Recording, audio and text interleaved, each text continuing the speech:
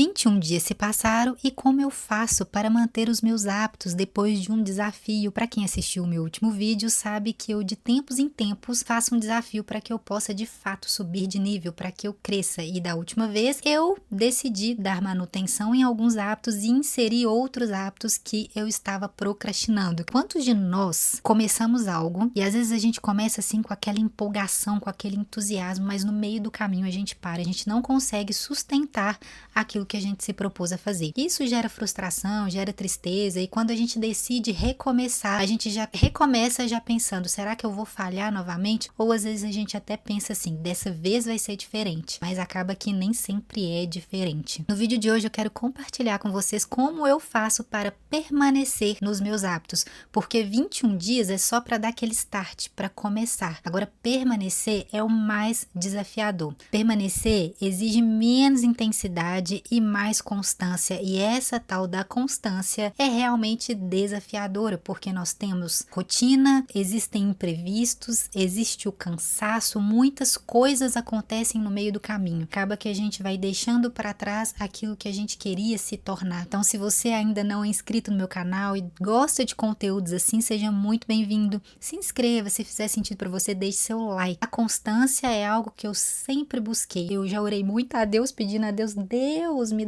dá constância. Mas não adianta só a gente ficar pedindo, a gente tem que levantar a bunda da cadeira mesmo e ir para execução, fazer aquilo que está nas nossas mãos. E eu tenho aprendido muito com isso ao longo dos últimos anos. E uma das coisas que tem me ajudado muito a manter a constância é estabelecer algumas regrinhas para mim e realmente entender que eu vou falhar, que eu não consigo fazer tudo perfeito, é não tentar dar conta de tudo, é fazer as coisas de forma minimamente possível, entender que a minha rotina é de um jeito, que eu estou na fase de vida X e que essa fase, por exemplo, ela pede que eu acelere, em outra fase pede que eu desacelere. Então, me conhecer e entender aquilo ali que eu quero, por que eu quero me tornar aquela pessoa. Eu quero me tornar uma pessoa que busque aprendizado, conhecimento.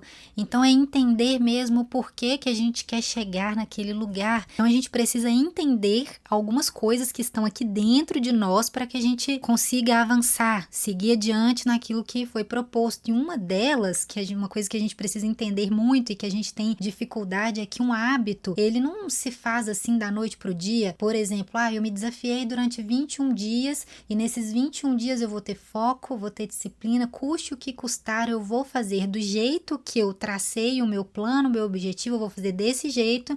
E logo depois dos 21 dias eu vou sair aquela pessoa que lê muito, que faz muita atividade física, pronto, agora eu sou essa pessoa. Então, quando a gente entende quem que nós queremos nos tornar, qual a pessoa que a gente quer se tornar fazendo aquele hábito X, a gente começa a ter mais clareza, não é só simplesmente, eu quero ler mais. Por que eu quero ler mais? O que eu quero me tornar? E além disso, pensar, uma pessoa que lê mais, o que ela faz para poder ler mais? E não só ler mais, o que ela está se tornando? Ela está se tornando uma pessoa que valoriza o conhecimento, uma pessoa que valoriza o aprendizado, não é só simplesmente ler mais e ponto final. Ou, por exemplo, eu quero ser uma pessoa que treina mais, que faz mais atividade física. Não é só por fazer, mas é porque quer se tornar uma pessoa que valoriza a vida saudável, que quer ter um corpo legal. Quando a gente começa a entender mais a identidade, quem a gente quer se tornar, ter clareza com isso se torna mais fácil no meio do caminho. E o hábito, ele deixa de ser uma obrigação temporária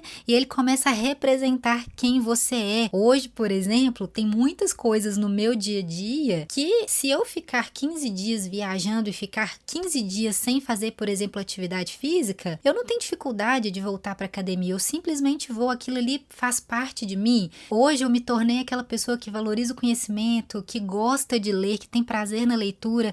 Eu sei que a leitura me ajuda a desanuviar meus pensamentos, a me concentrar mais, faz muito bem para mim, até mesmo me acalma. Antes não era assim. Se eu me propunha a ler ali durante 21 dias, por exemplo, então ali eu li 5, 10 minutos durante aqueles 21 dias e passaram aqueles dias, eu ficasse 3 dias sem ler, 4 dias sem ler, eu demorava meses ou até um ano para pegar num livro. Hoje não é assim. Hoje eu me tornei essa pessoa. Então, realmente, quando a gente tem clareza, o hábito para de ser uma obrigação. Se você ainda não assistiu o meu último vídeo, eu vou deixar passando aqui no card, onde eu falo a importância da gente saber nossos objetivos, o porquê e como executar. Eu acho que esse vídeo vai te ajudar muito a alinhar aí os seus objetivos e entender como traçar o seu desafio, caso você queira fazer. Além de entender que a identidade ela é mais importante do que a meta, porque quando a gente foca só nos resultados, a gente se frustra, porque tem várias pedras no meio do caminho. Outro ponto que me ajudou muito a permanecer constante nos meus hábitos é criar um ambiente que me ajude a dar continuidade. São pequenas mudanças que me ajudam ali a ter foco. Na hora que vem aquele momento em que eu estou realmente desanimada, desmotivada,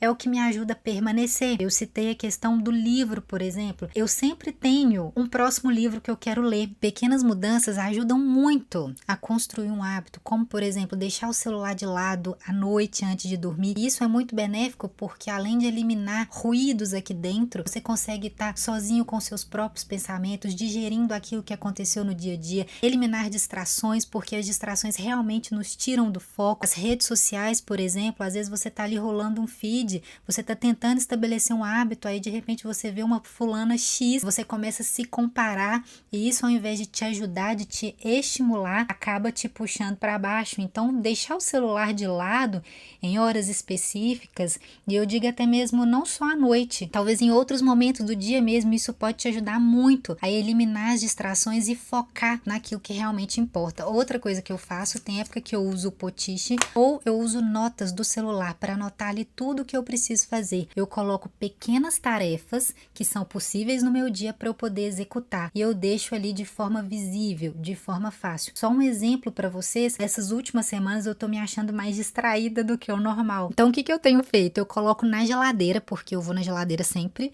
eu coloco ali tudo o que eu preciso fazer no dia. E ali eu vou olhando e vou caminhando em direção àquilo, para eu não me distrair, para eu não perder o foco e para eu fazer aquilo que é realmente importante. Então eu vou criando pequenas tarefas assim possíveis, não coloco muita coisa para eu não me perder, saber aquilo que é importante naquele dia, justamente para depois não virar algo urgente e atropelar as outras coisas. Isso é muito importante. Daí você faz isso com os seus hábitos também, tudo aquilo que é ruído, tudo aquilo que atrapalha, que polui o seu ambiente ali para que você consiga executar aquilo que você se propôs a fazer. Você quer se dedicar mais um tempo de oração, um tempo de leitura da Bíblia, determina ali um horário X, então você vai deixar a sua Bíblia. Qual cantinho que vai ser o seu momento de oração? Vai ser na minha sala. Então você já deixa a sua Bíblia ali antes de dormir, já cria um ambiente favorável. Nossa, eu quero ir na academia depois que eu levar meu filho para a escola, por exemplo. Já sai de casa com a roupa de academia, com tênis, nem entra dentro de casa, já vai direto, não dê lugar para você pensar muito. Isso que eu vou falar agora é regra. Aceite os dias imperfeitos. Primeiro, nós não somos seres perfeitos, não é tudo que está no nosso controle. Algumas coisas a gente consegue controlar, mas muitas outras não. Então vai surgir imprevistos,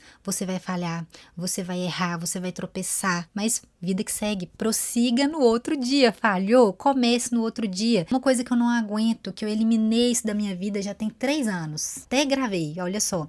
Segunda-feira eu começo. Eu vou começar tal dia. A gente nunca começa. Tire esses pensamentos. Por que não começar numa quarta-feira? Por que não começar no final do ano? Quebre esses padrões de pensamento. O ano começa só depois do carnaval. Não, faça aquilo e entenda. Você é ser humano, você vai errar, você vai falhar. Quando a gente entende que a gente não é perfeito, que a gente não vai atingir a perfeição, a gente vai lá e faz. E dito isso, eu sigo para o próximo tópico. A gente precisa encaixar aquilo que a gente quer na fase de vida que a gente está vivendo. Mãe mesmo. Quando a gente se torna mãe, o nosso tempo muda completamente. Muita coisa precisa ser ajustada, porque a criança vai mudando o tempo todo, vai tendo tantos saltos que a mãe tem que saltar junto para a gente poder fazer aquilo que a gente se propôs a fazer. A minha rotina de mãe, eu sei que eu não posso ir para uma academia, não dá, e ficar lá na academia 1 hora e meia, 2 horas, é impossível. Para mim, um treino de 40 minutos é maravilhoso, é o que se encaixa na minha rotina.